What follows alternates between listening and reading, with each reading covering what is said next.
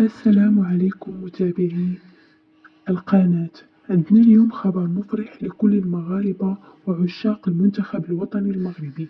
المنتخب الوطني المغربي يواصل كتابة التاريخ بعدما تمكن من صعود إلى المرتبة السابعة عالميا في تصنيف الفيفا، يؤكد مرة أخرى أنه أصبح من بين أقوى المنتخبات في العالم.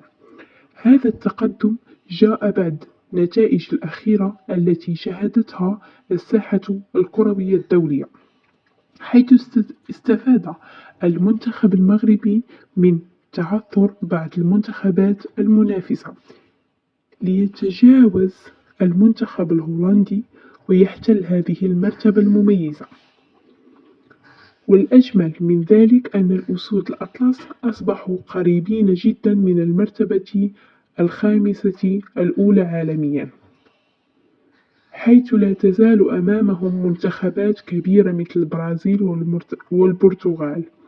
وإذا تعثرت هذه المنتخبات في المباريات الودية القادمة واستمر المنتخب المغربي في تحقيق نتائج إيجابية، فقد نشاهد المغرب في المركز التاريخي غير مسبوق داخل تصنيف الفيفا. هذا الإنجاز لم يأتي من فراغ، بل هو نتيجة سنوات من العمل والاجتهاد والتطور المستمر الذي عرفه المنتخب الوطني المغربي، سواء على مستوى اللاعبين أو الطاقم التقني. وقد أدخل هذا الخبر الفرحة إلى قلوب الملايين من المغاربة داخل المغرب وخارجه، الذين يتابعون مسيرة الأسود الأطلس بكل فخر واعتزاز، خاصة بعد النجاحات الكبيرة التي حققها المنتخب خلال السنوات الأخيرة.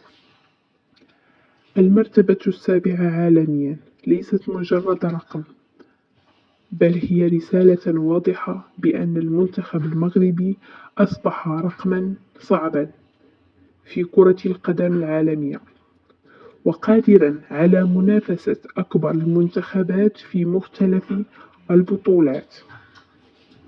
وفي انتظار المباريات المقبلة تبقى أمل الجماهير المغربية كبيرة لرؤية المنتخب الوطني يواصل التألق ويحسن ترتيبه أكثر فأكثر من أجل الوصول إلى مراكز تاريخية تليق بمكانة كرة القدم المغربية. كنتمنى هذا العام يكون في كأس العالم المغرب. شكرا على المتابعة، ولا تنسوا دعم الفيديو بالإعجاب والاشتراك في القناة، إلى لقاء قادم مع أخبار جديدة تخص المنتخب الوطني المغربي إن شاء الله.